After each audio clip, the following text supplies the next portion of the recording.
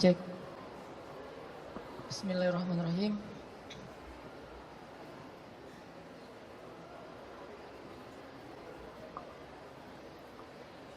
Assalamualaikum warahmatullahi wabarakatuh.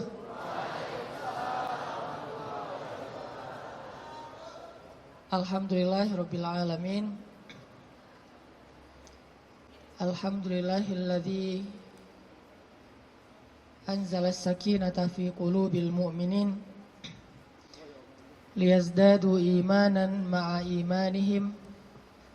Asyhadu an la ilaha illallah wahdahu la syarikalah wa asyhadu anna Muhammadan abduhu wa rasuluhu la nabiyya ba'dah. Allahumma salli wa sallim wa barik ala sayyidina Muhammad wa ala alihi wa sahbihi wa man tabi'ahu ila yaumil qiyamah. Radina billahi rabba wa bi Muhammadin nabiyya wa bil islami dina. Rabbi syrah li sadri wa yassir li amri wa hlul 'uqdatam min lisani yafqahu qawli.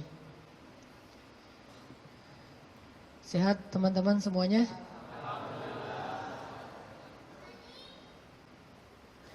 Kapan insya Allah? Akad maksudnya? Boleh saya tanya dulu, siapa yang baru nikah?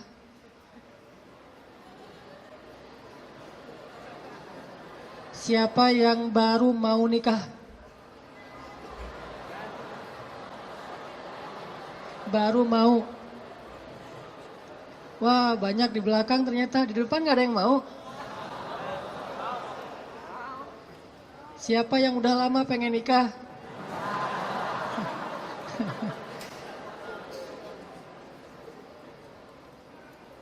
Kalau nikah tuh jangan kepengen ya. Langsung datang aja. Ditolak, datang lagi, ditolak, datang lagi. Kayak Julaibib. Pantang menyerah.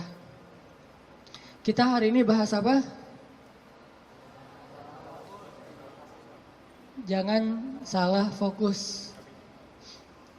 Fokusnya tuh kalau di kamera yang otomatis itu adalah wajah ya. Jadi kan ada tuh kalau kita foto langsung nyari wajah. Kalau orangnya geser, fokusnya geser. Jadi dia nggak pernah gagal. Gak mungkin dia fokus ke wajah, tiba-tiba ngambil sepatu gitu. Sepatunya pink misalnya. Gak mungkin kan? Artinya hari ini kita bahas tentang fokus dalam mencari cinta. Fokus dalam mencari cinta. Salah fokus dalam mencari cinta itu mungkin maksudnya adalah kalau kita mencari cinta itu mungkin buat mencari kesenangan dunia saja. Coba kita belajar mencari cinta itu untuk ngedapatin akhirat.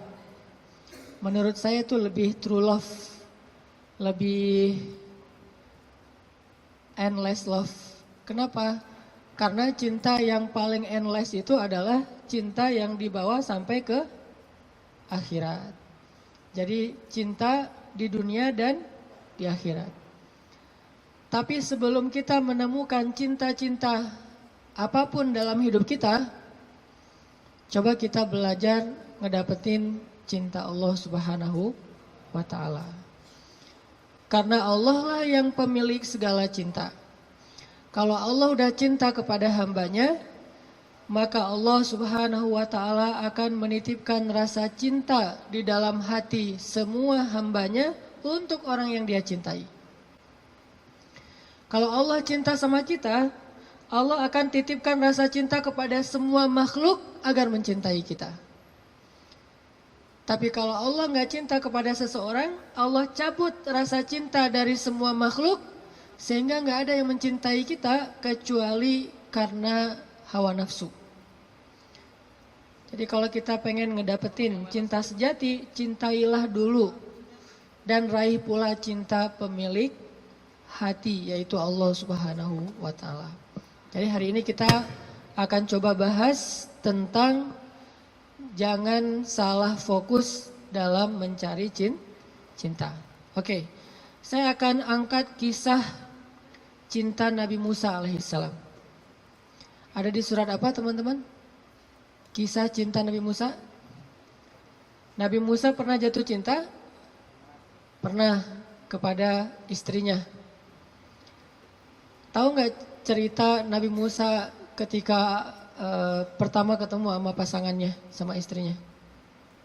Pernah baca kisah itu? Coba buka surat Al-Qasas, surat 28. Itu kisah cinta Nabi Musa alaihissalam.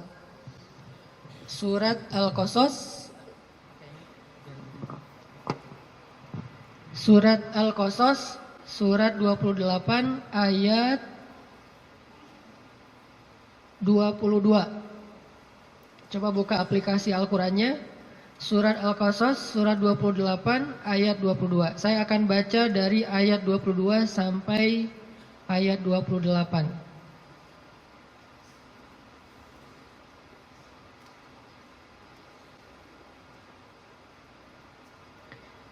Surat Al-Qasas ayat 22 sampai 28.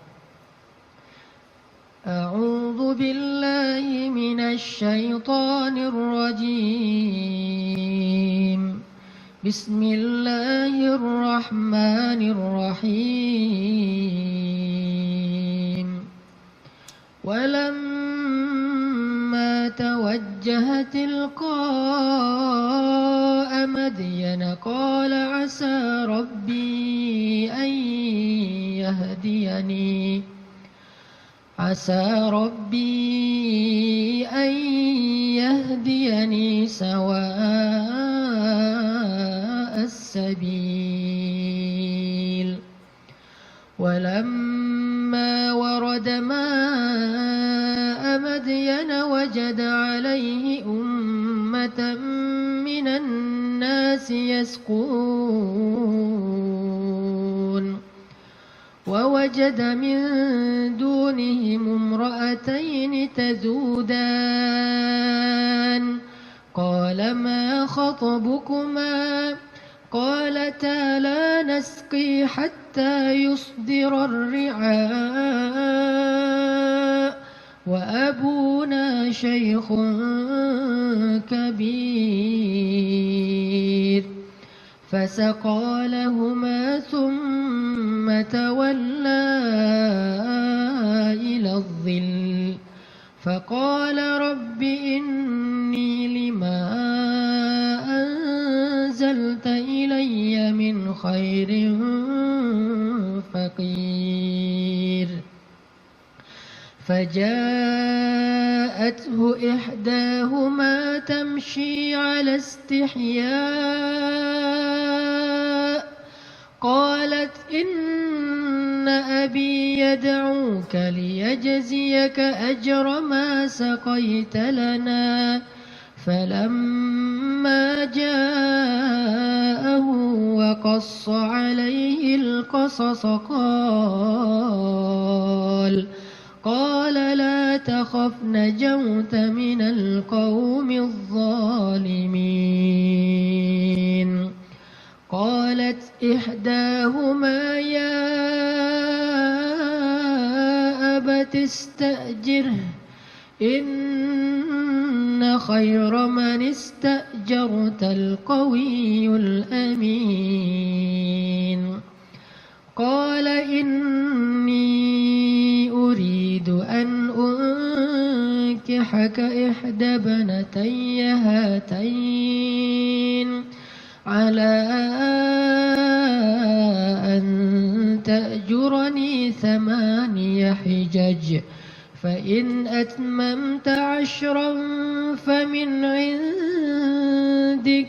وما أريد أن أشق عليك ستجدني إن شاء الله من الصالحين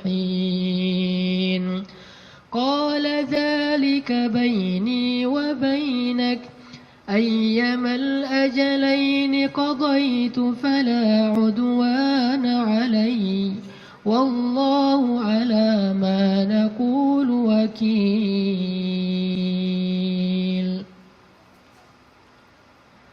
Dan ketika Musa menghadap ke arah negeri Madian, ia berdoa, semoga Tuhanku membimbingku ke jalan yang benar. Lalu saat ia sampai di sebuah sumber air di negeri Madian itu, ia menjumpai di sana sekumpulan orang yang sedang memberi minum kepada ternaknya. Dan ia melihat di belakang orang banyak itu dua perempuan yang sedang menambat ternak mereka. Musa bertanya, apa yang kalian butuhkan? Kedua perempuan itu menjawab, kami tidak dapat memberi minuman ternak kami sebelum penggembala-penggembala itu memulangkan ternak mereka, sedangkan ayah kami adalah orang tua yang sudah lanjut usianya. Lalu Musa menolong mereka dengan memberi minuman ternak itu. Kemudian dia kembali ke tempat teduh lalu berdoa, ya Tuhanku, sesungguhnya aku sangat membutuhkan suatu kebaikan yang turun darimu kepadaku. Tidak lama kemudian datanglah kepada Musa salah seorang dari dua perempuan tadi, berjalan dalam keadaan malu-malu. Ia berkata, sesungguhnya ayahku memanggil engkau agar ia memberikan hadiah terhadap kebaikanmu dengan memberi minuman ternak kami tadi. Maka tatkala Musa bertemu dengan ayah perempuan itu dan menceritakan kepadanya cerita tentang dirinya, laki-laki itu berkata, janganlah kamu khawatir, kamu telah selamat dari orang-orang yang zalim itu atau Fir'aun. Lalu salah seorang dari kedua perempuan itu berkata, wahai ayahku, ambillah ia sebagai pekerja kepada kita. Sesungguhnya orang yang paling baik yang engkau ambil sebagai pekerja adalah orang yang kuat lagi dapat dipercaya. Berkatalah laki-laki itu, sesungguhnya aku ingin menikahkan kamu dengan salah seorang dari putriku, dengan dasar bahwa kamu bekerja kepadaku selama 8 tahun. Dan jika kamu cukupkan 10 tahun, maka itu adalah satu kebaikan darimu. Maka aku tidak hendak memberati kamu, dan kamu insya Allah akan mendapatiku termasuk orang-orang yang baik. Musa berkata, baiklah, itulah perjanjian antara aku dengan engkau. Yang mana saja dari kedua waktu yang ditentukan itu aku sempurnakan, maka tidak ada tuntutan tambahan atas diriku lagi. Dan Allah adalah saksi atas apa yang kita ucapkan. Shadaqallahul azim. Teman-teman yang dirahmati Allah Subhanahu wa taala, itulah kisah, salah satu penggalan kisah dari kisah Nabi Musa yang sangat panjang di dalam Al-Quran. Nanti kita bisa melihat bagaimana Nabi Musa tetap fokus kepada cita-citanya, tetap fokus kepada keinginannya, tetap fokus kepada himmah, azam, apa yang selama ini dicari oleh Nabi Musa alaihissalam. Walaupun adegan hidupnya berubah-ubah. Karena manusia itu menjalani hidup dengan adegan yang kadang-kadang kita tidak menduga. Saya merasa bahwa hidup saya itu penuh dengan kejutan dari Allah. Saya orang Aceh asli, anak dari orang tua yang mungkin bukan orang kaya, tapi tiba-tiba Allah mentakdirkan saya kuliah di Mesir. Lalu pulang dari Mesir saya tinggal di Bandung. Sampai hari ini banyak adegan dalam hidup kita itu, banyak hal yang kita nggak pernah menduga. Adegan hidup bisa berubah, tetapi azam harus tetap ada di dalam diri kita, di dalam hati kita. Sehingga adegan-adegan yang kita alami, apakah itu adegan sekolah, belajar, adegan menikah, adegan bekerja, adegan berteman, semua adegan dalam hidup kita itu harusnya menjadi sebuah potensi, kekuatan, dan penyemangat buat kita mendapatkan apa yang sudah terazam dalam hati kita. Gak boleh cita-cita kita itu berubah gara-gara adegan berubah. Gak boleh harapan kita itu berubah gara-gara situasi berubah. Harusnya harapan kita itu kepada Allah Subhanahu wa Ta'ala tidak berubah sama sekali, walaupun hidup kita terus dinamis, berubah-ubah sesuai dengan kondisi, tetapi harapannya tetap sama. Kayak ibarat tadi orang pengen nikah, udah aja fokus nikah. Kalau dia bekerja, niatnya bekerja supaya bisa mempersiapkan mahar yang layak buat calon kekasih. Apa mahar yang layak? Minimal mah 1 miliar, 1 villa, ya, mobil Alphard. Setuju yang di belakang?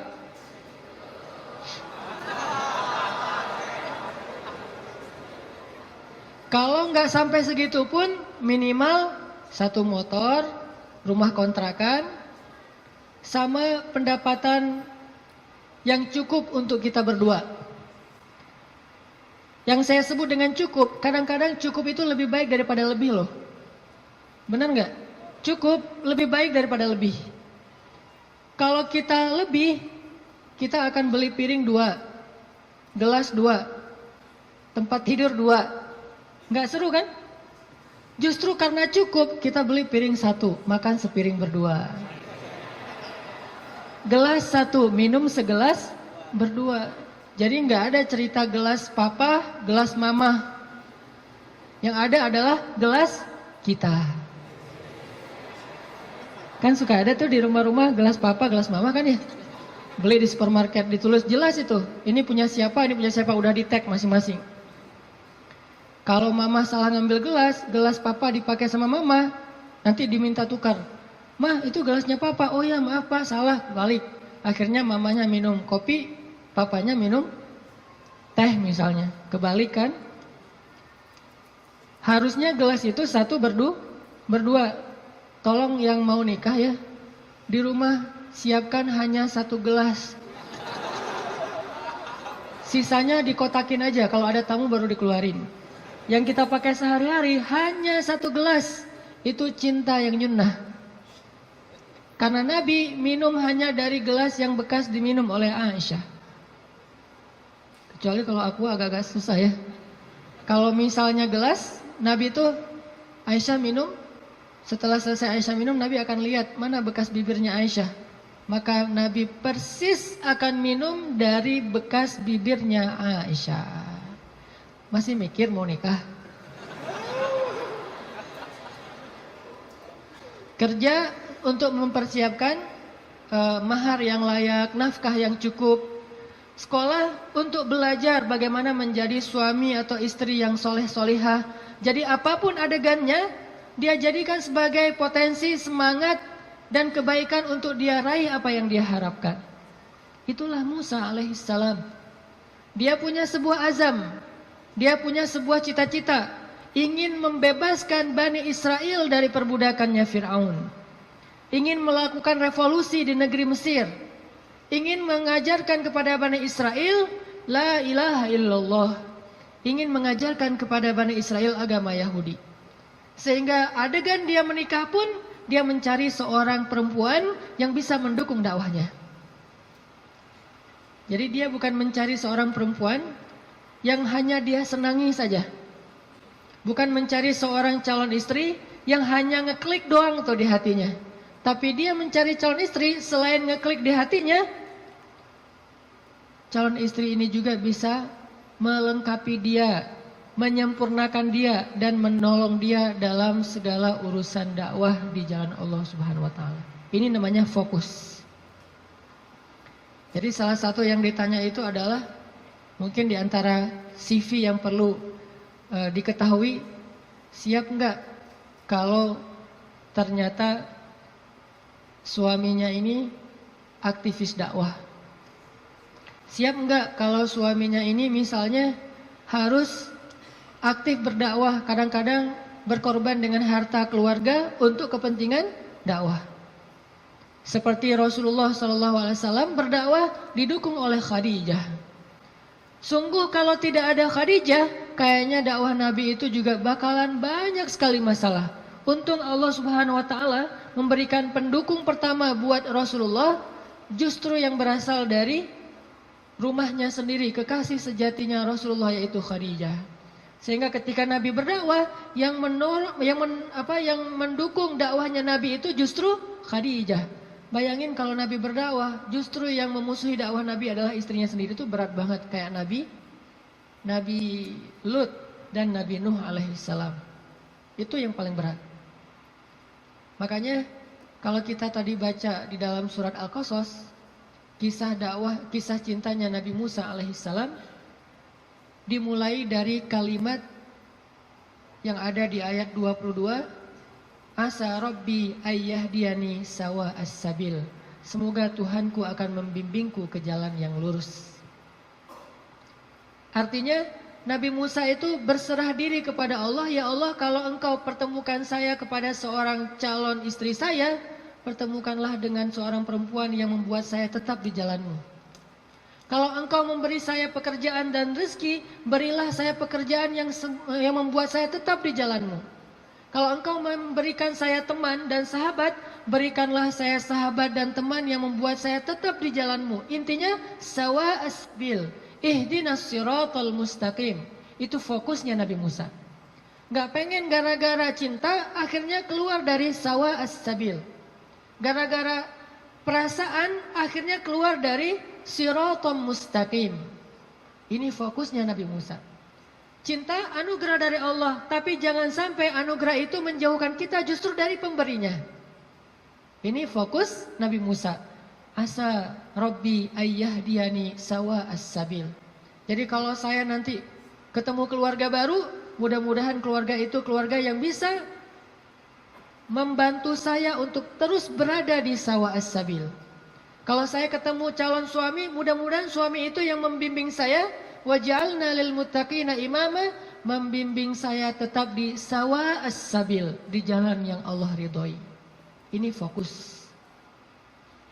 Dan kalau kita fokus di sawa as-sabil, gak usah khawatir, Allah punya banyak rencana baik untuk kita. Wa yamkurun wa yamkurullah, wallahu khairul makirin. Siapapun boleh punya rencana untuk menghalangi kita, tapi Allah adalah sebaik-baik pembuat rencana. Udah ikutin aja sawa as-sabil. Fokus di jalan yang lurus. Sawa itu bahasa lainnya istiwa. Atau dalam bahasa Arab kadang-kadang orang Arab suka nyebut dengan istilah khatul istiwa. Terus jadi bahasa Indonesia katulistiwa. Itu bahasa Arab. Katulistiwa itu dari kalimat khatul istiwa. Khat artinya garis, istiwa artinya lurus, garis lurus.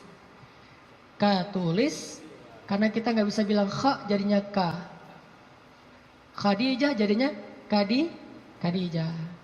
Sama kayak misalnya orang Sunda gak bisa bilang ain jadinya e. Ketika Nabi SAW manggil Aisyah, panggilan Aisyah siapa? Aish. Sampai di Sunda jadinya Eis.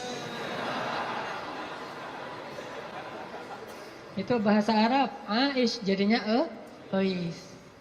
Jadi Eis itu aslinya Eisah. Aisyah.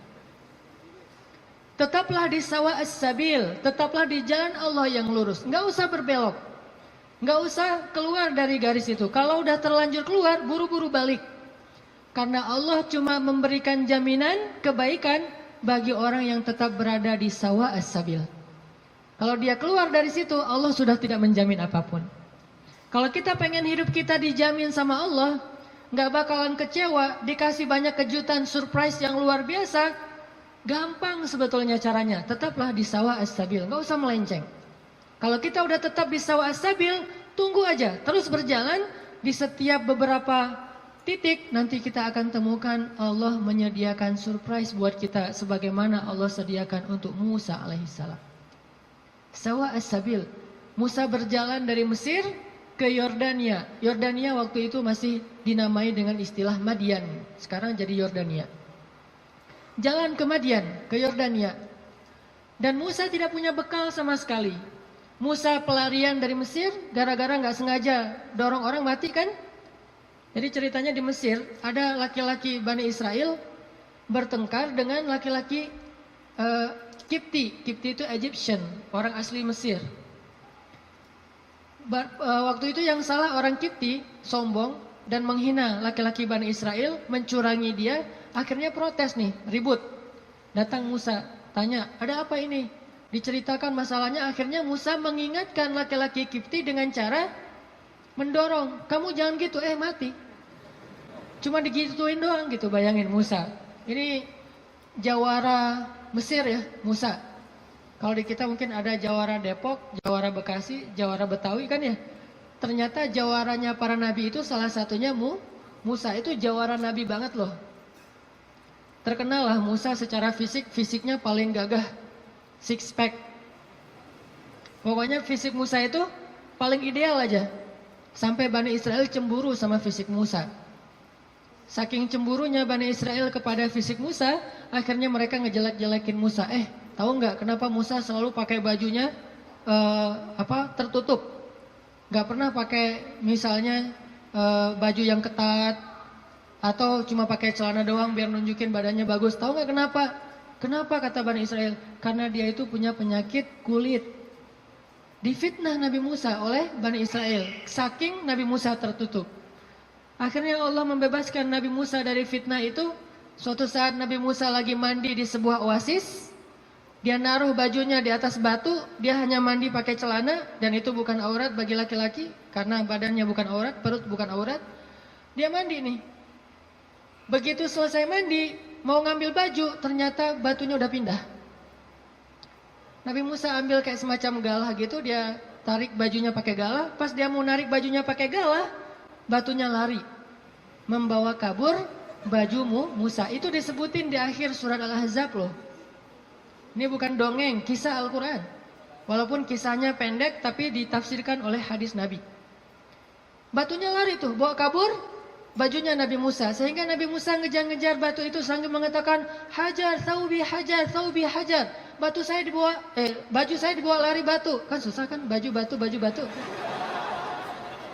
Nabi Musa ngejar-ngejar bajunya dibawa lari sama batu. Kemana batu itu lari bawa baju Nabi Musa? Ke tempat-tempat orang Bani Israel ngumpul. Cari mana skate park. Dia ke skate park. Skate parknya Bani Israel. Jadi anak-anak Bani Israel lagi main skate gitu. Batu lari. Wah, dijadikan obstacle gitu. Wah, ngetrik gitu ya. Ngetrik di atas batu. Jadi kickflip segala macam gitu, ngetriknya di atas batu. Dikejar-kejar sama Musa. Kirain sama Bani Israel, Musa juga lagi parkur gitu, ngejar-ngejar batu. Wah, Musa parkur, ternyata Musa tuh jago parkur, badannya bagus kan. Lewat tempat skate park. Lewat lagi nanti tempat anak-anak main futsal. Musa lari, ternyata Musa pelari hebat, maraton gitu. Semua tempat-tempat ngumpul anak-anak muda Bani Israel, tuh batu nyamperin gitu. Ada tempat futsal, tempat skate park, kafe. Ada orang Bani Israel lagi ngopi-ngopi gitu, lagi ngobrol gak jelas gitu kan. Lewat batu, Nabi Musa ngejar di belakang. Wis, Musa badannya bagus. Semua orang pada ngeposting hashtag Musa keren. Viral aja. Jadi viral bahwa Musa itu ternyata badannya keren banget. Di mana-mana di repost, jadilah selebgram. Followersnya nambah. Followers apa? Bani Israel yang kagum kepada Musa. Ini bahasa saya analogikan dengan kekitaan ya. Ini hanya analogi. Udah gitu, batu itu ternyata berhenti di tengah pasar Bani Israel. Berhenti di tengah pasar. Udah lari jauh, akhirnya berhenti. Musa datang ngambil baju langsung dipakai karena malu. Walaupun bukan aurat, Musa itu menjaga diri. Gak mau mentang-mentang badannya bagus tunjukin ke cewek-cewek. Nanti cewek, selfie misalnya. Musa itu seorang nabi, terjaga. Dia gak mau kayak gitu. Kita belum juga six pack, baru two pack lah ya. Udah pamer, posting Shrek, langsung posting. Udah gitu edit dikit biar jadi 3 packs. Musa udah 6 pack masih ngejaga biar orang-orang tidak jadi fitnah pakai bajunya. Habis pakai baju karena marah sama batu, akhirnya dipukul tuh batu sama Musa sampai batu itu retak. bayangin. Batu gede loh. Ada yang pernah pukul batu retak? Batu bata kali ya. Batu beneran nih. Retak dan tangan Musa biasa-biasa aja. Itu kekuatan Musa. Makanya dorong orang dikit mati. Mungkin kalau sekarang Musa itu kayak MMA lah ya. Mixed martial art gitu. Jadi bisa semua jenis bela diri. Nah artinya Musa alaihissalam lari dari Mesir. Gara-gara habis dorong orang. Terus dia mati. Nggak sengaja. Kata Musa ini bukan salah saya, salah setan. Kan disebutin di ayatnya, masih di surat Al-Qasas atau di surat Toha. Ini bukan salah saya, salah setan. Bukan saya yang bunuh, setan yang bunuh dia. Jadi teman-teman, satu-satunya suuzon yang berpahala itu adalah suuzon sama setan. Itu berpahala banget. Satu-satunya husnuzon yang berdosa adalah husnuzon sama setan. Jangan salah-salahin setan, kasihan, masa dikambing hitamin? Enggak, setan memang harus disalahin. Jadi kalau ada apa-apa nih gara-gara setan nih. Misalnya, aduh, auzubillahi minasyaitonirrajim gitu kan? Bahasa zikirnya gara-gara setan apa? Kalau bahasa sehari-hari, nih setan nih kerjaannya nih. Kalau bahasa zikirnya, auzubillahi minasyaitonirrajim. Enggak masalah. Jangan sembarangan nuduh setan buat jahat atau makar. Buktikan dulu gitu kan ya? Enggak, setan memang boleh disuuzonin. Satu-satunya makhluk yang boleh. Lari dari Mesir. Gak punya makanan, gak punya bekal, gak punya duit. Pokoknya jalan dari Mesir ke Madian, jalan kaki itu gak punya bekal apa-apa, bayangin. Sehingga Musa berhari-hari hanya minum air, gak makan apapun. Air karena gratis, begitu hujan dia minum. Ada genangan air kayak oasis gitu dia minum. Kalau makanan dia gak mau, kenapa? Karena setiap dia menemukan kebun kurma, dia tidak menemukan pemiliknya sehingga dia tidak berani makan satu butir kurma pun yang bukan miliknya. Musa alaihissalam. Sawa as-sabil, tetap di jalan Allah. Jangan melenceng. Jangan bikin Allah kecewa. Jangan sampai kita ngelakuin sesuatu yang Allah itu nggak ridho. Makan, minum, ikhtiar, ta'aruf dan segala macam. Pokoknya sawa as-sabil. Kalau kita sawa as-sabil, nggak usah khawatir. Allah yang jamin. Musa lapar, nggak metik kurma sembarangan, tetap aja biarin lapar. Sampai di Madian, dalam keadaan lapar banget, hanya minum air putih selama beberapa hari belum makan. Sampai di Madian, tiba-tiba Musa ngelihat di sebuah oasis yang rindang, ada sekelompok orang penggembala lagi ngasih minum ternak-ternak mereka, onta. Dan yang disebut dengan gembala di zaman para nabi, itu satu gembala bisa punya ratusan ekor onta loh. Jadi bayangin kalau ada 10 penggembala aja nih, berarti lebih dari 1000 ekor onta. Dan tahu nggak berapa banyak onta kalau minum? Onta itu kalau minum hampir seperti gajah. Dan dia minum bukan karena haus. Dia minum itu karena menabung air. Dia nampung air di punuknya. Sehingga kalau dia melakukan perjalanan panjang, dia nggak perlu minum dalam waktu seminggu pun nggak masalah. Karena dia akan mengambil air dari punuknya yang disimpan. Jadi ada penyimpanan air di belakangnya, kayak tangki air gitu. Kayak toren. Musa punya, onta itu punya toren yang disebut dengan punuk onta. Jadi kalau dia minum, bukan hanya karena haus. Aduh, haus banget minum. Udah, selesai pergi. Enggak, haus banget minum. Udah gitu, kok masih minum? Nampung dulu di toren. Ditaruh di toren. Bayangin satu ekor onta punya satu toren. Ada 1000. Berapa lama nunggu ngantrinya tuh? Nah, waktu itu Musa ngelihat di antrian paling belakang ada 2 cewek. Ceweknya solehah. Malu-malu di belakang. Megang onta. Onta mereka gak terlalu banyak. Mungkin sekitar 10 atau 15 gitu pegang. Tapi paling belakang nungguin. Sambil berdiri. Culang-cilang gitu. Gimana nih gitu-gitu kan bingung kan, cewek berdua di antara banyak cowok. Ini ciri-ciri calon istri ideal tuh gitu. Jadi kalau lihat cewek lagi culang-cilang, nah ini calon saya nih. Kemana Neng? Lagi nunggu angkot. Angkot kemana? Angkot ke Bandung. Ke Bandung mah nggak ada angkot dari Depok gitu. Naik kereta atau naik travel. Oh iya, saya nggak pernah ke Bandung. Ya udah saya temenin, jangan gitu ya. Artinya ada ciri-ciri solehah, yaitu orangnya bingung karena malu, bukan bingung karena nggak paham ya, tapi bingung karena malu nih gimana nih, serba sering salah tingkahnya gara-gara malu. Kalau ada cowok-cowok, aduh gimana masuknya ya, cowok pada duduk semua di depan masjid, mau masuk ke masjid ada aja di teras banyak cowok, dia bingung. Itu calon istri ideal banget tuh.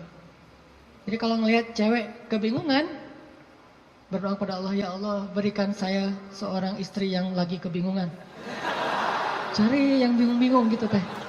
Karena yang bingung itu pasti rasa malunya besar. Kehormatannya luar biasa. Menjaga diri. Kalau dia nggak menjaga diri mungkin nggak akan terlalu kebingungan. Dia akan, walaupun nggak semua yang berani, yang cekatan itu berarti bukan orang soleha, bukan. Cuman salah satu cirinya itu adalah punya rasa istihya, malu-malu. Jadi kalau ngomong, Assalamualaikum, Waalaikumsalam. Ngomongnya membelakangi gitu ya. Itu salah satu ciri-cirinya. Pas ngeposting di Instagram kita stalking gitu.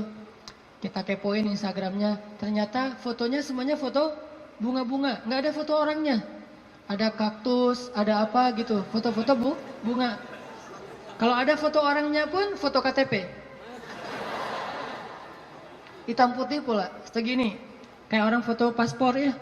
Kalau pakai kacamata suruh buka kacamatanya. Terus disuruh deketin matanya, melotot lagi, baru difoto, posting di Instagram foto. Kalau gitu berarti beda lagi nih karakternya. Karakter yang istrinya Musa malu-malu di belakang, duduk aja berdua, nungguin. Akhirnya karena ngelihat ini perempuan kok ngantri berdua, Musa samperin. Datang Musa nanya, "Ma khotbukuma?" Segitu doang pertanyaannya, jadi jangan panjang-panjang. Jangan nanya nomor handphone, jangan nanya akun Instagramnya apa, jangan basa-basi segala macam, jangan tiba-tiba pura-pura salah nomor telepon yang nyasar. Nanya aja, "Ma khotbukuma?"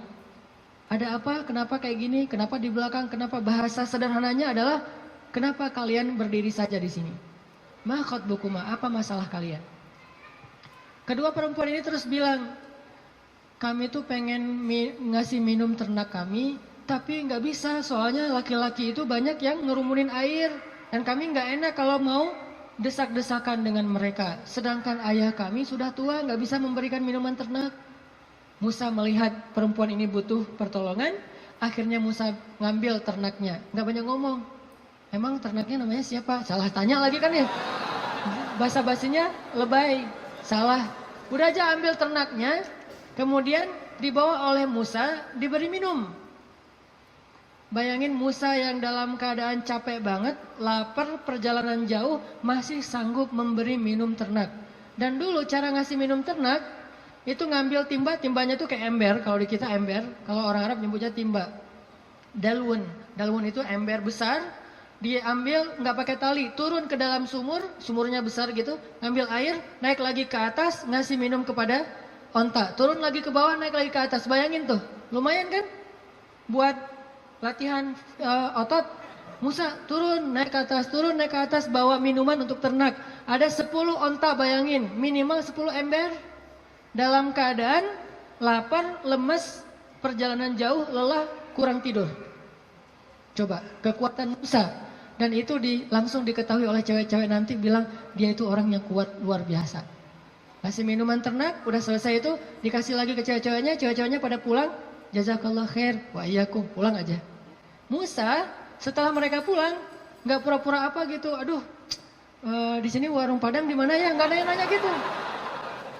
Nggak minta kepada perempuan itu balasan apapun. Di sini warung Padang di mana, di sini KFC di mana atau apa gitu. Dia cuma menyerahkan onta perempuan itu, kemudian dia kembali ke tempat yang teduh. Sampai di tempat yang teduh, dia berdoa lagi kepada Allah. Apa kata Musa? Kata Musa, Rabbi inni lima anzalta ilayya min khairin fakir. Ya Allah, saya fakir. Fakir itu butuh banget.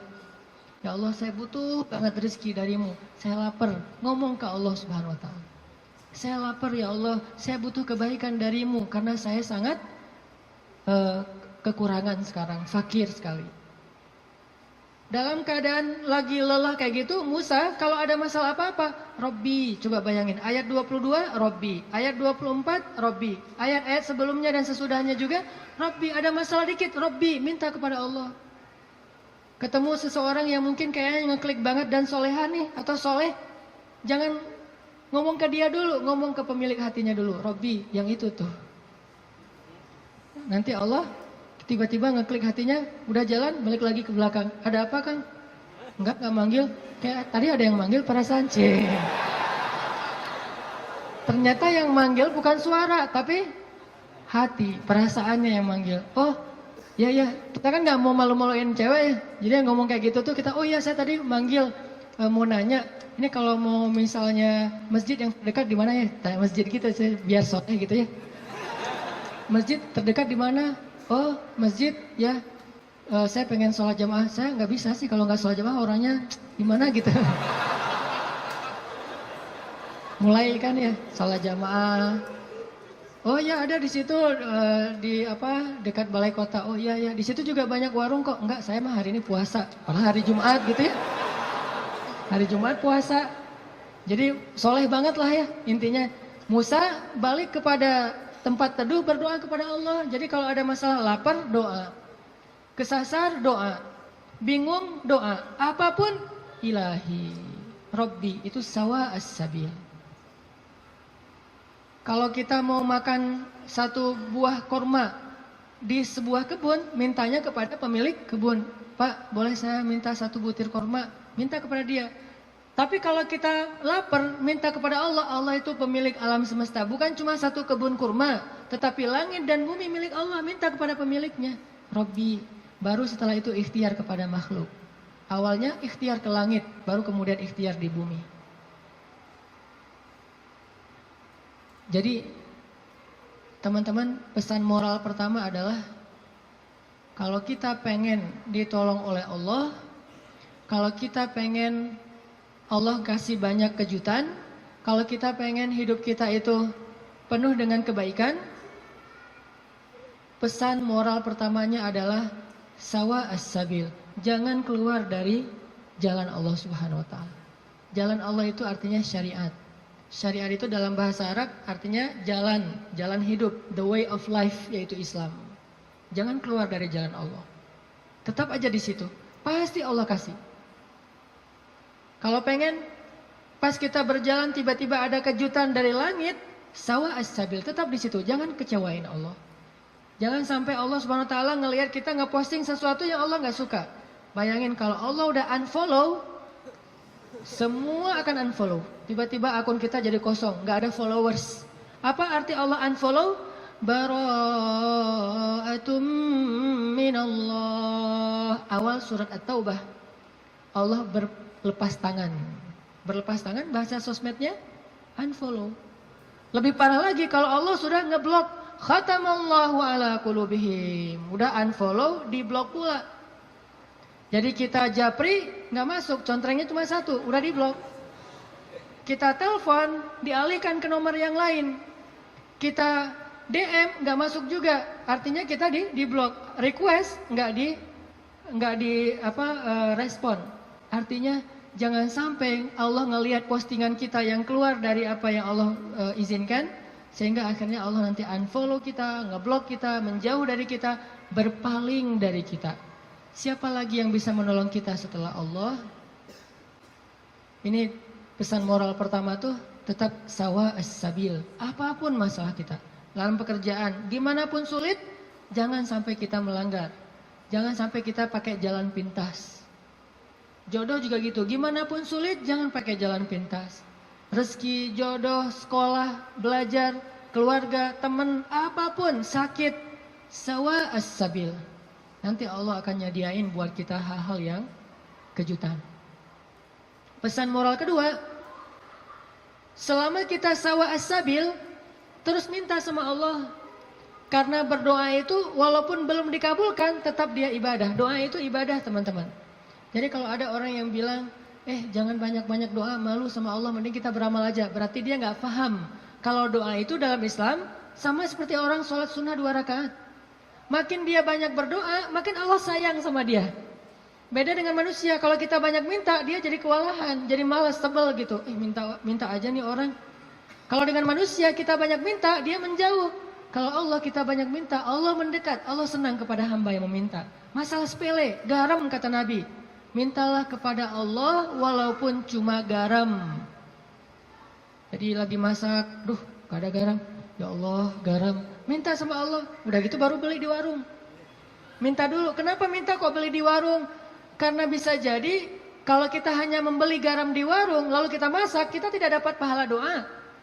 Sedangkan kalau kita berdoa dulu baru beli garam, kita dapat garam plus pahala doa. Dan Allah kasih keberkahan di dalam garam itu. Siapa tahu pas lagi datang ke warung beli garam, yang nungguin warung si Neng. Bukan emaknya ya. Mau beli garam, oh kenapa masa kurang garam ya? Tadi minta sama Allah, ya udah gratis aja deh gitu, bisa. Atau bisa juga, udah besok-besok gak usah masak sendiri, biar saya masakin. Kode keras ya. Tapi gak mungkin juga kayak gitu. Artinya teman-teman, minta sama Allah. Ada masalah dikit, ya Allah. Coba, ini benar-benar jadi kayak habit kita ya. Ya Allah itu jadi habit, ya Allah, dikit-dikit, ya Allah, dikit-dikit, ya Allah. Dan Allah tuh senang banget digituin. Gak repot sama sekali. Walaupun Allah itu sibuk, tapi Allah nggak repot. Kulla yawmin huwa fi sya'n, fabi'ayyi ala'i rabbikuma tukadziban. Setiap hari Allah itu sibuk. Arti sibuk memberikan apa yang diminta oleh hamba-hambanya. Sibuk mengurus hambanya. Emang Allah senang kok ngurus kita. Jadi kalau kita minta ke Allah itu Allah kayak, ada apa hambaku senang gitu. Bayangin. Walaupun gak tepat, tapi Allah lebih senang. Walaupun analogi ini gak tepat, tapi kurang lebih bisa kita bayangin. Allah itu lebih senang kepada hambanya yang meminta kepadanya daripada seorang pelayan di sebuah restoran, di sebuah kafe, yang ketika kita minta sesuatu dia tersenyum, dia ada apa Pak, langsung nyatet, langsung dikirim ordernya. Allah lebih senang dari itu. Dan salah satu di antara nabi yang paling suka berdoa kepada Allah itu siapa teman-teman? Nabi Ibrahim. Allah menyebutkan Ibrahim itu inna Ibrahim la'awwahun halim. Awwahun. Awwah itu bukan awah ya. Awah itu beda ya. Kalau awah justru enggak. Kalau awah mau. Awwahun artinya da'a, suka berdoa. Ibrahim itu ada masalah dikit, ya Rabbi, doa. Makanya Allah banyak ngasih kejutan buat Ibrahim. Dengan istri pertamanya Sarah, dengan istri keduanya Hajar, dengan anak pertamanya Ismail, dengan anak keduanya Ishak, dengan cucunya Yakub, dengan cicitnya Yusuf. Banyak Allah kasih kejutan buat Ibrahim. Kenapa? Karena Ibrahim sawa as-sabil dan da'a, selalu berada di jalan Allah dan selalu minta sama Allah. Allah itu cemburu kalau kita minta kepada makhluk duluan sebelum Allah. Cemburu kalau kita nyebut nama makhluk duluan sebelum Allah. Cemburu kalau kita berterima kasih kepada makhluk duluan sebelum bersyukur kepada Allah. Allah itu cemburu. Dan Allah layak untuk cemburu. Sehingga kalau kita minta ke Allah duluan, Allah senang banget. Ya Allah, saya lagi kayak gini, sebutin. Baru ikhtiar. Jadi sehari-hari itu jadikan habit kita itu da'a, dikit-dikit Rabbi, Ilahi, Ya Allah, Ya Tuhanku, gitu. Sehingga Musa pas lagi perjalanan dari Mesir ke Madian, Rabbi, asa ayyahdiyani sawa as-sabil, beri saya jalan yang lurus.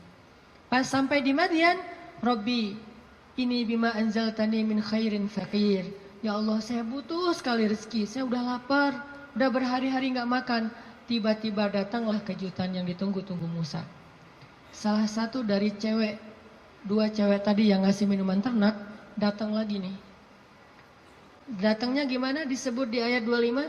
Faja'athu ihdahuma tamshi 'ala istihya. Datanglah salah satu dari dua perempuan itu berjalan dalam keadaan malu-malu. Tadi itu. Sampai dalam Islam ada kode. Kalau cewek ditanya pendapatnya setuju apa enggak dilamar oleh seorang perempuan, maka jawaban iyanya seorang perempuan itu adalah diam. Sedangkan laki-laki kalau diam berarti enggak. Kalau perempuan kalau diam berarti ya. Kalau dia, oh berarti itu ya, husnuzon aja. Jadi kalau nanya, Neng gimana mau sama saya? Dia belum sempat mikir, oh berarti mau ya.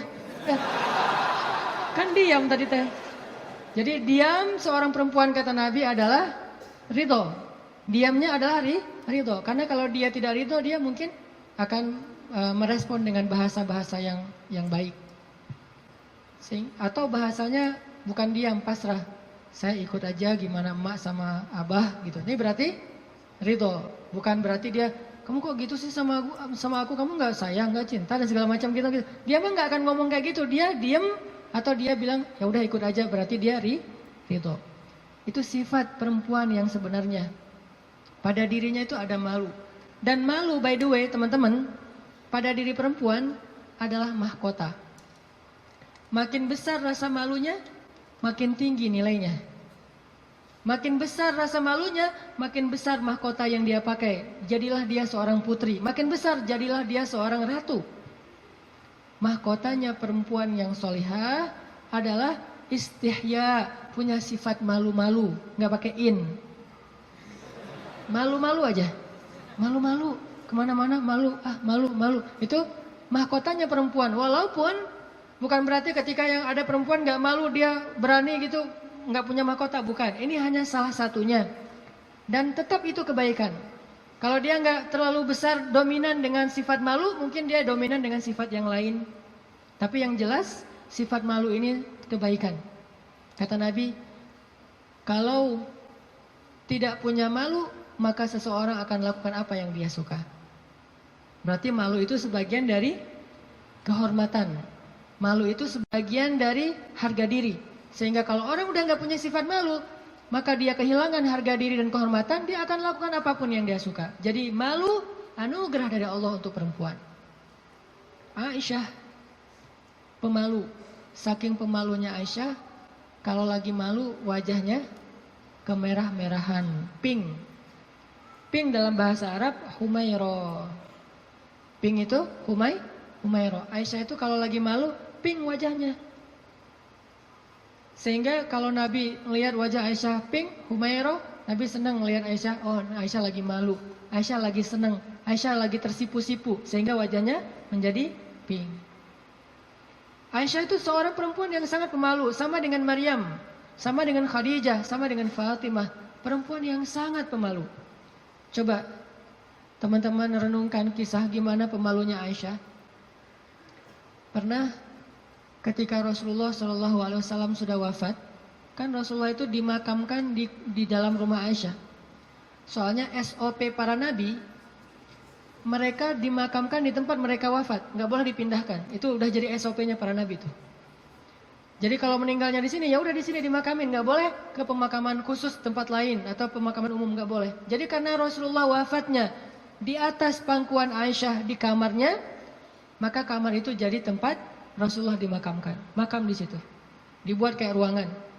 Setiap hari Aisyah duduk di situ, dia buka hijabnya, dia duduk di makam Nabi sambil mungkin dia di situ ngobrol, mungkin dia berzikir, bukan sengaja zikir di dalam makam ya, tetapi dia kangen sama Nabi, duduk di sebelah Nabi, seolah-olah dia pengen mengenang waktu dulu sering zikir berdua sama Nabi sambil Nabi tidur di atas pangkuan Aisyah zikir, bayangin. Kalau kita zikir jomblo itu duduk, beda ya zikir jomblo sama zikir orang udah nikah. Kalau jomblo zikirnya duduk, tiba-tiba ngeblak ke belakang gitu ya.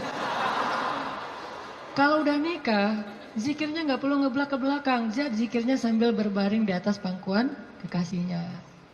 Atau kadang-kadang zikirnya sambil bersandar, jadi punggung dengan punggung, satu menghadap ke utara, satu menghadap ke selatan.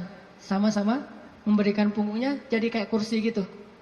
Bersandar kepada kekasihnya, zikir. Nanti pas sudah beberapa menit lihat, wah kamu 1000, saya baru 200. Ngapain aja kamu kok 200? Ngaweleng gitu ya. Mikirin kamu, jadi zikirnya 200. Berarti yang zikirnya 1000, kamu mikirin apa? Saya ingat Allah. Lah kamu kenapa 200? Saya ingat kamu. Romantis dalam zikir. Artinya Aisyah tuh teringat masa-masa zikir dengan Rasul, sholat sunnah bareng dengan Rasul. Kan saya sering cerita tuh, Rasulullah kalau malam tahajud, beliau sholat tahajud sendiri dulu, nggak ngebangunin Aisyah. Kenapa? Karena tahajud Nabi itu di atas standar manusia biasa. Kalau ngebangunin Aisyah kasihan, nggak akan kuat Aisyah.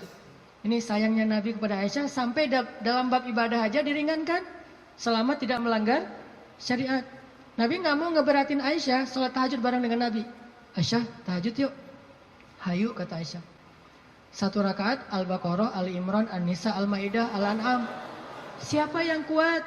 Nggak usah Aisyah, Abdullah ibnu Mas'ud aja pernah jadi makmum dadakan di belakang Nabi, itu hampir batal sholatnya. Wah, Nabi lagi sholat tahajud, nggak makmumin udah aja makmumin. Nabi baca Alif Lam Mim Dzalikal Kitabul La Raiba Fi. Abdullah masih antang-antang aja. Lama-lama kok udah setengah juz ya perasaannya. 1 juz, 2 juz, sampai selesai Al-Baqarah. Mulai ini Abdullah curiga nih, masuk lagi Alif Lam Mim Ali Imran. Masuk lagi Ya Ayuhan Nas An-Nisa. Masuk lagi Al-Maidah. Masuk Al-An'am 7 juz 1 rakaat. 7 juz 1 rakaat. Kita 1 rakaat 7 surat. An-Nas, Al-Falaq, Al-Ikhlas. Dari ujung aja pokoknya 7 surat. Ini 7 juz 1 rakaat. Atau kadang-kadang kita 7 rakaat 1 surat. Yaitu Al-Ikhlas terus. Asal sholat pasti Al-Ikhlas. Walaupun kalau dia membaca Al-Ikhlas itu karena cinta kepada surat itu, dia akan masuk surga dengan surah Al-Ikhlas. Masalahnya kita benar gak sih cinta ke Al-Ikhlas? Kan kita suka pakai hadis sahabat itu ya. Ada sahabat kalau ngeimamin pasti bacanya Al-Ikhlas tuh kan. Sahabat aja bacanya Al-Ikhlas mulu. Sampai dilaporin ke Nabi, ya Rasulullah dia tuh kalau ngimamin kurang variatif. Kurang variatif gimana? Ayatnya monoton, Al-Ikhlas aja nggak ganti-ganti. Dipanggil sama Nabi, kenapa kamu bacanya kok Al-Ikhlas aja nggak yang lain? Ya Rasulullah, saya cinta dengan surat itu. Karena di surat itu disebutin sifat-sifat Allah. Nabi tersenyum mengatakan, kamu masuk surga karena apa yang kamu cintai. Pertanyaannya, kita gitu atau ada modus lain? Al-Ikhlas itu nggak perlu mikir dan cepat kan? Jadi bukan karena cinta banget dengan Al-Ikhlas. Ini harus jujur nih. Nabi sholat tahajud. Udah selesai tahajud, baru ngebangunin Aisyah pas witir. Jadi Aisyah itu diajak sholatnya pas witir. Aisyah, witir yuk. Kan Aisyah manja-manja gitu kan ya. Susah bangunnya, akhirnya dipercikin air di wajahnya sama Nabi. Kan saya sering bilang, percikan air ke wajah calon kita. Kalau belum ada latihan pakai guling dulu. Guling di latihan. Biar pas mercikinnya itu enak gitu. Kalau ini ada lebih rezeki sedikit, beli nano spray. Kan enak tuh malam-malam nano sprayan. Jadi masuk ke pori-pori langsung segar gitu. Artinya Rasulullah memercikan air ke wajah Aisyah. Ayo Aisyah tahajud. Akhirnya witir bareng. Setelah selesai witir, kan Nabi itu kalau sholat tahajud itu ini ada tutorial tahajud ala Rasulullah ya. Kan tahajud bebas sebetulnya, tapi Rasulullah juga punya style sendiri tahajudnya. Sahabat-sahabat masing-masing punya style. Ada tahajud di atas atap. Siapa itu? Bilal. Bilal kalau tahajud pasti di atas atap rumah. Umar kalau tahajud pasti depan rumah. Bukan di dalam rumah, di depan. Dia keluar dari rumahnya, tahajud di depan rumah. Bacanya kenceng-kenceng. Bismillahirrahmanirrahim. Satu Madinah bangun gara-gara suara Umar. Kalau Abu Bakar tahajudnya di musolanya sendiri, khusyuk sendiri, nggak mau ketahuan orang. Ini gayanya beda-beda. Gue dengan gaya gue gitu ya. Umar di depan rumah, Bilal di atas atap, Abu Bakar sendiri di dalam mihrab. Rasulullah juga punya style. Style tahajud Nabi gimana? Beliau tidur, tahajud, witir, tidur, subuh. Jadi sebelum subuh beliau tidur dulu. Cuman tidur yang keduanya Nabi bersandar biasanya. Kalau nggak bersandar di tiang, di dinding, bersandar kepada Aisyah. Itu tahajud ala Rasulullah. Nggak mungkin kita ngikutin sunnah ini kalau belum banyak sunnah yang kita nggak bisa ngikutin kalau belum nikah teman-teman.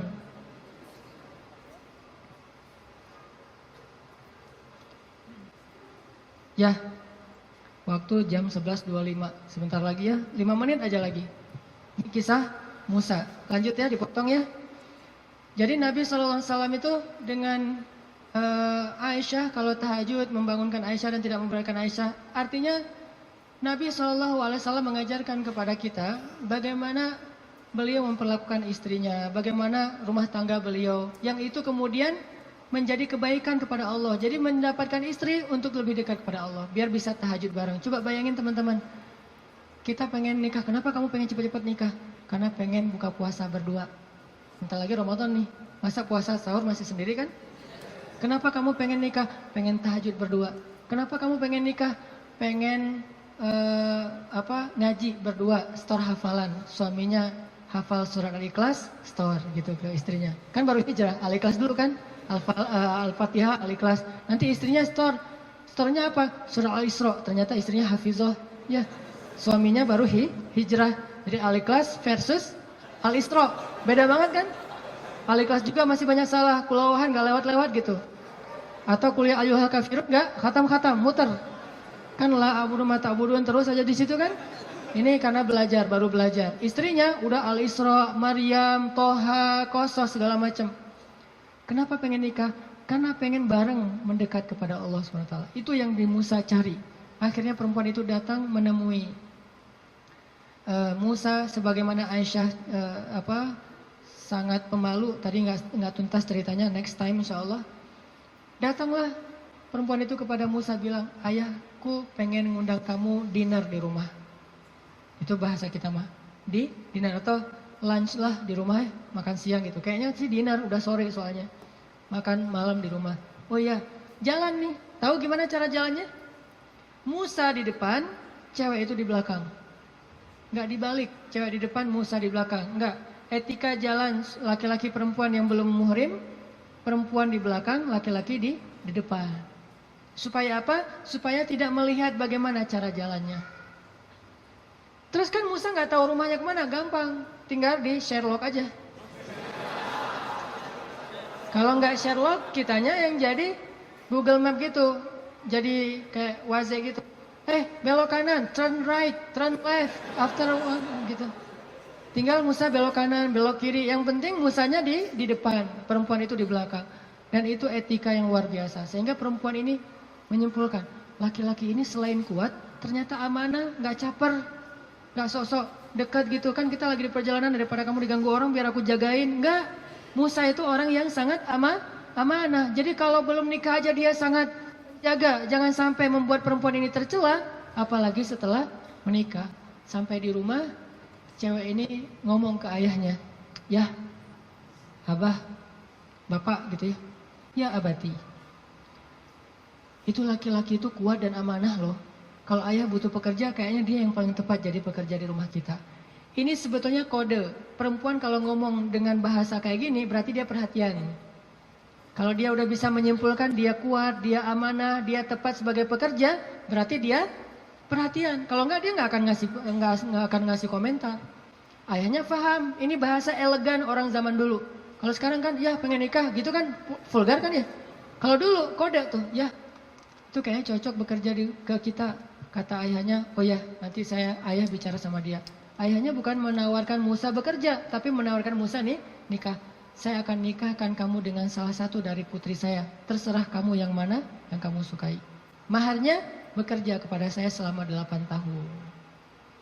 Akhirnya Musa pun menikah dengan salah satu dari 2 perempuan itu. Dan perempuan inilah yang mendampingi Musa untuk berdakwah di Mesir melawan Fir'aun. Dan inilah kisah yang luar biasa. Nabi Musa mencari cinta itu untuk lebih dekat kepada pemilik cinta. Nabi Musa mencari cinta makhluk agar bisa mendapatkan cinta Allah Subhanahu wa taala.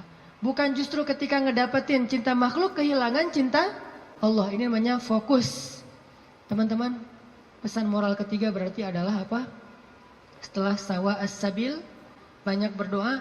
Yang ketiga adalah jadilah seseorang yang menyempurnakan hubungan kita dengan Allah dengan cara menikah. Itu maksud Nabi. Setengah dari agama itu adalah setelah kita menikah. Kita sempurnakan. Gimana sempurna? Tadi itu tilawah sendiri jadi tilawah berdua. Buka puasa sendiri jadi buka puasa berdua. Tahajud sendiri jadi tahajud berdua. Bahkan ada ibadah yang kita bisa dapetin setelah menikah yang nggak mungkin didapetin kalau orang belum menikah. Ibadahnya simple. Ngapain? Goler, tidur di atas sofa sambil ngelihat istri kita rempong lalu lalang, itu pahala. Jadi gini aja. Itu sholat sunnah loh. Kalau yang belum nikah hanya bisa mendapatkan pahala itu dengan cara berwudu, sholat sunnah 2 rakaat. Yang udah nikah nggak perlu berwudu, nggak perlu sholat sunnah pun tetap dapat pahala sholat sunnah. Dengan cara apa? Pandangan suami kepada istrinya yang penuh kasih sayang, bagi dia adalah pahala ibadah. Jadi cuma ngelihat doang ibadah, tersenyum ibadah, kecup di keningnya. Bayangin, Nabi itu habis berwudu mengecup Aisyah. Bisakah kita melakukan itu kalau belum menikah? Ngecup apa? Habis wudu, cium Aisyah ke masjid. Wudu, cium Aisyah. Ini salah satu dalil dari mazhab yang mengatakan sentuhan suami istri tidak membatalkan wudu. Walaupun nanti ada dalil yang mazhab yang lain, Allahu a'lam. Ini mazhab. Tapi Nabi beberapa kali habis berwudu, kecup Aisyah ke masjid. Wudu, kecup Aisyah. Jadi kalau udah Nabi wudu, Aisyah udah siap-siap tuh. Para istri, kalau suaminya lagi berwudu, maka siap-siaplah kalian. Karena sebentar lagi dia akan ke masjid. Dan lupa mengecup gitu. Biasanya kalau habis wudu Nabi itu ngecup istrinya, dikecup di keningnya atau di pipinya ke masjid, kecup kening pipi ke masjid. Itu sunnah pahala yang tidak didapatkan kecuali dengan menikah. Setengah dari agama itu ada di dalam pernikahan, sisanya ada dalam status jomblo. Setengah-setengah lah ya. Jadi kalau mau utuh, pernah mengalami masa jomblo yang berat gitu, derita jomblo, kifarat dosa kan ya. Setelah itu nanti mendapatkan setengahnya lagi setelah saya terima nikahnya Fulanah binti Fulan dan seterusnya. Itu teman-teman, maaf nggak tuntas cerita musanya. Insya Allah nanti dilanjutkan di kesempatan yang lain, bisa lewat streaming mungkin atau dalam kesempatan-kesempatan yang lainnya. Barakallah. Assalamualaikum warahmatullahi wabarakatuh.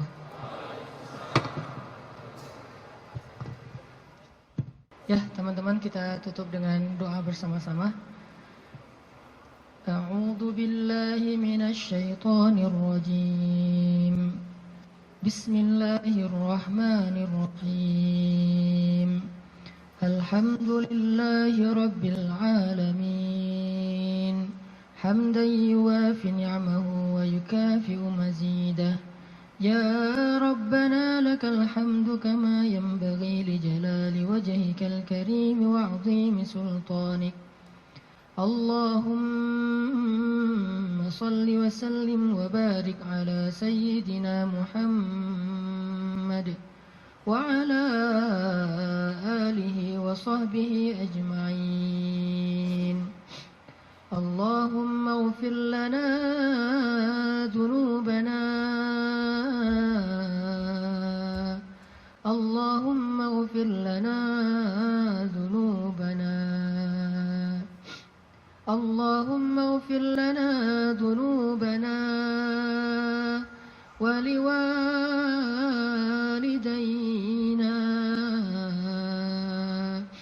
wa liwalidayna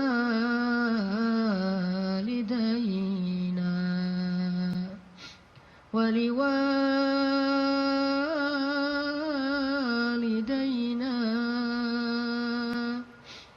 wa liwalidayna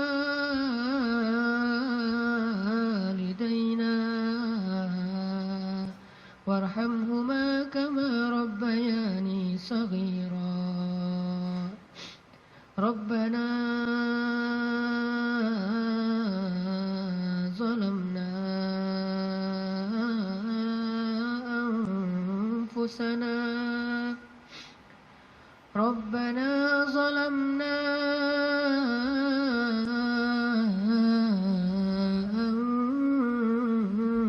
anfusana. Rabbana zalamna anfusana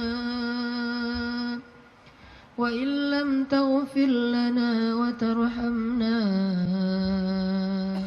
lanakunanna minal khasirin.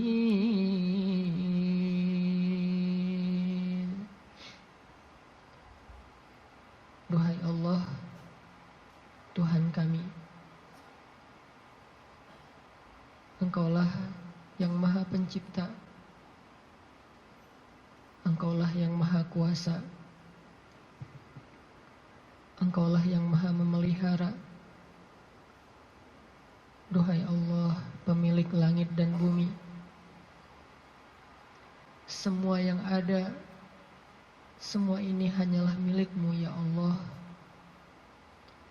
Engkau yang Maha Kaya, sedangkan kami fakir di hadapan-Mu ya Allah. Engkaulah yang Maha Kuasa, sedangkan kami tidak berdaya di hadapan-Mu ya Allah. Engkau yang Maha Tinggi, Engkau yang Maha Mulia, sedangkan kami rendah dan hina di hadapan-Mu ya Allah. Engkau Maha Baik, sedang kami banyak dosa ya Allah. Engkau yang Maha mencukupkan segala kebutuhan, sedangkan kami kurang tanpa-Mu dan butuh Engkau ya Allah. Engkau yang Maha Indah, Engkau yang Maha Terpuji, Engkau yang Maha Bijaksana, Engkau yang Maha Tahu, sedangkan kami bodoh, tidak tahu apapun ya Allah. Ilahana, ajarkan kami iman, beri kami hidayah ya Allah. Jika Engkau memberikan kepada kami dunia dan seisinya, tetapi Engkau tidak memberikan iman, sungguh kami menjadi orang yang rugi. Tetapi jika Engkau beri kami iman, walaupun tidak Engkau berikan dunia dan apapun juga selainnya, pasti kami menjadi orang yang bahagia. Beri kami iman sebelum dunia ya Allah. Beri kami iman sebelum harta ya Allah. Beri kami iman sebelum cinta makhluk ya Allah. Beri kami iman sebelum keluarga ya Allah. Beri kami iman sebelum ilmu ya Allah.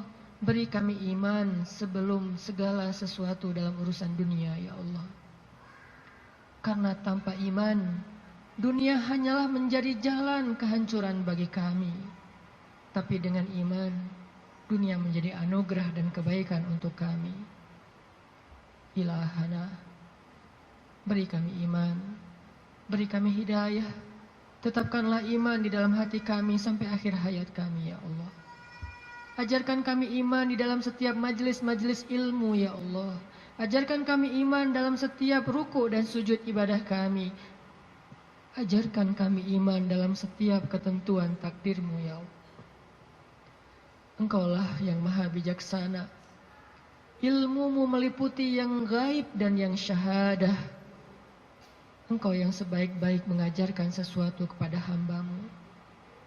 Ajarkan kami iman ya Allah, yang tidak bisa diajarkan oleh siapapun setelah Engkau ya Allah. Ilahana, jadikanlah majelis kami ini majelis yang menambah iman di dalam hati kami, bukan hanya menambah wawasan di dalam pikiran kami. Yang setelah kami bubar dari majelis ini, kami kembali kepada tempat kami masing-masing. Kami membawa pulang hadiah iman. Iman bertambah setiap hari ya Allah. Ilahana, ampuni dosa kami ya Allah. Dosa-dosa di masa lalu kami ya Allah. Ampuni dosa kedua orang tua kami ya Allah.